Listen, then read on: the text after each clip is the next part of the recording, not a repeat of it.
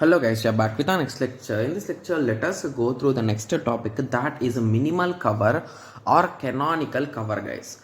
Okay, so why do we learn this canonical cover or minimal cover is because whenever we are working with any functional dependency, so there could be some unwanted data in this particular functional dependency, guys. So the minimized or after removing the redundant bits or redundant data, so that is a nothing but the minimal cover or canonical cover, guys. Okay, so to remove the redundancy from FDs, we are going to study this process.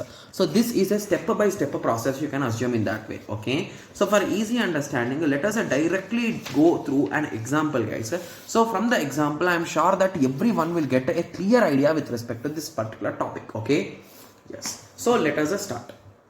Okay, so in the question they will give you the functional dependency. So A implies a B, C implies a B, D implies a ABC, AC implies a D.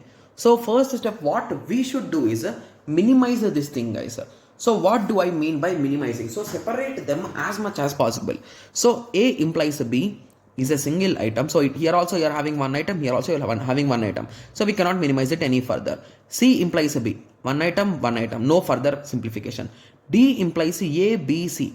So here one item, here there are three items. So I think we can simplify it as D implies A, D implies a B, D implies a C. Similarly, when it comes to A implies a D, here we are having two items and here we are having one item. So we cannot break on this side, right? So we can play with the right hand side, but never mess with the left hand side, guys. Okay. Yes. So now these are the final FDs, right? So I found a total of 1, 2, 3, 4, 5, 6. So a total of 6 dependencies are there, right? Yes. Okay. So let us start analyzing it, guys. So among these 6, is there any unwanted data? So that is what is we want to find out. Okay. Yes. So what we do is take the first term, guys. So what is this? This is A, right? Yes. So you are checking for A implies a B. Okay. So what we do is find closure of A first. So closure of A, write A first. Then from A I can find B. Okay. From B can I find anything? No. From A can I find anything? No. From AB I cannot find anything? No. So this is the final result, right? Yes. So now for understanding, I am going to check whether this dependency is important or not, right? Yes. So now assume that that dependency doesn't even exist, guys. So if that doesn't exist, let us solve it. Equal to, so if A is there, A will be mandatory. From A I cannot go anywhere, right? Yes. So indirectly, if I remove this particular dependency, this B is also missing, right? Yes. So with this understanding, what we can conclude, guys, so this particular dependency is important, right? Yes. So I will write IMP here. Okay. Moving on, let us solve the second one. So this is done. Okay. So now moving on to C implies a B. So recall the step. Find the closure of C when it is available.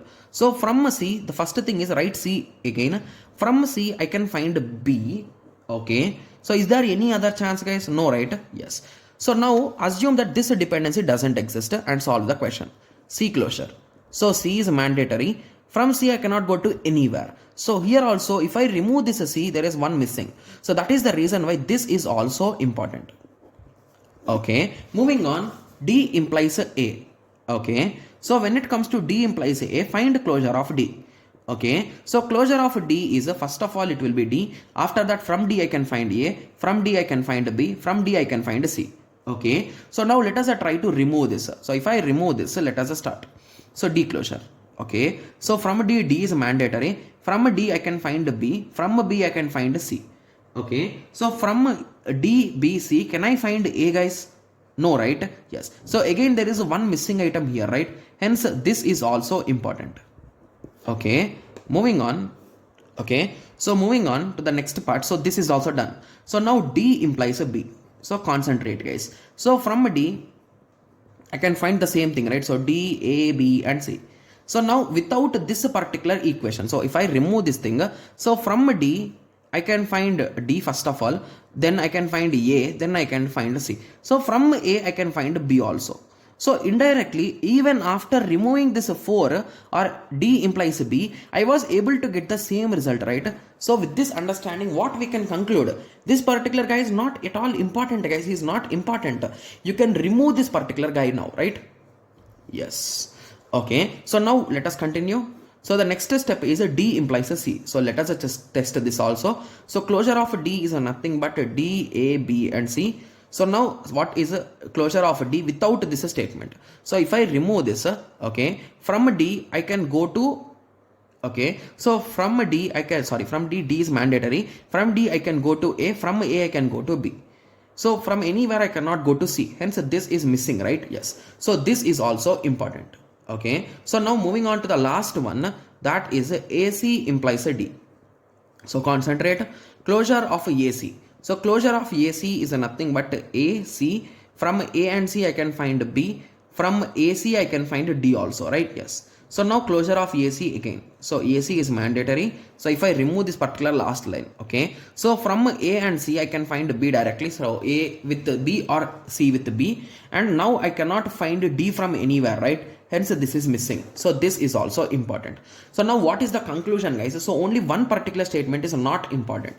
So the final important statements are A implies a B, C implies a D, D implies a, D implies a C, AC implies a D. So the final answer in short form will be A implies a B, C implies a D, D implies a and C, AC implies a D. Got it? Yes. So this is the final minimized version, right? Yes. So now I hope everyone is getting the idea, right? So how exactly we have solved it, right? So what we exactly did here, guys, so this is almost similar to equivalent testing, right? Yes. So what we did here is, so first we solved with its existence. So a particular statement or a particular functional dependency with its existence we solved, and after that we assume that it doesn't exist and we solved. So if we got same result, it is not important. If we got different result, it is important. Got it? Yes. So now I hope everyone got a clear idea on this, right? Yes. So there is one more example in my book, guys. So please pause the video and solve it, guys. Okay. Yes. So if you solve this particular example, so you will get these 4 are important and these 2 are not important, guys. Okay. Yes. Okay. So I have solved it in the book clearly. Once pause the video, solve it, and you can compare the answer. Okay. Yes. So now I hope everyone got a clear idea on this canonical form, right?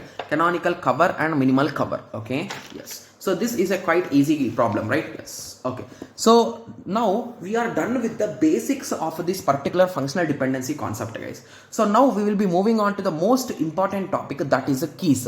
So once the keys are done, then we will be moving on to the normalization. That's it. So now we are 2 steps away from this normalization and keys concept. Okay. Yes. So in the next lecture, we'll be discussing in detail about keys, guys. So previously I told primary key, super key, and these keys I just gave names. I did not give that much clarity on them, right? Yes. So in the next lecture, I'll be discussing in detail about all the keys, guys. Okay. The video might be a bit lengthy, like around 15 to 20 minutes, but for sure I'll give you each and every clarity on each and every key. Okay. Yes. So let us meet in the next lecture and discuss about these keys. Okay. Yes. So let us meet in the next lecture. Thank you. Thanks for watching.